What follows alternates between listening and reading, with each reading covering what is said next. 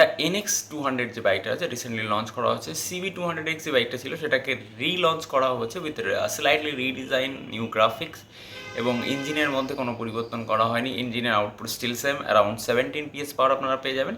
But এই যে বাইকটাতে আছে, এই বাইকটাতে বেশ কিছু ফিচার অ্যাড করা হয়েছে, যার জন্য কিন্তু এই বাইকটার প্রাইস আগে থেকে ইনক্রিজ হয়েছে অ্যারাউন্ড 15,000 রুপিস। এখন এটা close two 2 lakh rupees on road price রয়েছে। এই বাইকে যে আপডেটগুলো তো করা হচ্ছে এই বাইকে, সেই আপডেটগুলোর মধ্যে নাম্বার 1 ভিজিবল আপডেট হচ্ছে আপনার কসমেটিক কালার চেঞ্জ আছে, গ্রাফিক চেঞ্জ আছে।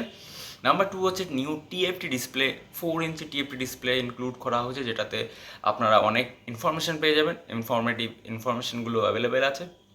নাম্বার 3 যে আপডেটটা করা হয়েছে সেটা হচ্ছে Type-C একটা চার্জিং পোর্ট ইউজ করা হয়েছে, এটাও কিন্তু একটা আপডেট। আর নাম্বার 4 যে আপডেটটা করা হয়েছে সেটা হচ্ছে ডুয়েল চ্যানেল ABS-টা অবশ্যই অ্যাড করা হয়েছে, তার সঙ্গে সঙ্গে স্লিপ অ্যান্ড অ্যাসিস্ট ক্লাস তো আগে থেকেই আছে, এবং বাইকটাতে ট্রাকশন কন্ট্রোলটাকে অ্যাড করা হয়েছে। তো এই সমস্ত আপডেটের পরে এই বাইকটা এখন মোটামুটি আন্ডার 2 লাখ রুপিস জাস্টিফাই করে। বাট ওভারঅল ডিজাইনটা যদি আগের থেকে একটু বেটার হতো তাহলে ভালো হতো। Design remain same. বাকি আপডেটগুলো আপনাদের কেমন লাগলো অবশ্যই কমেন্ট করে জানাবেন। Thank you everyone.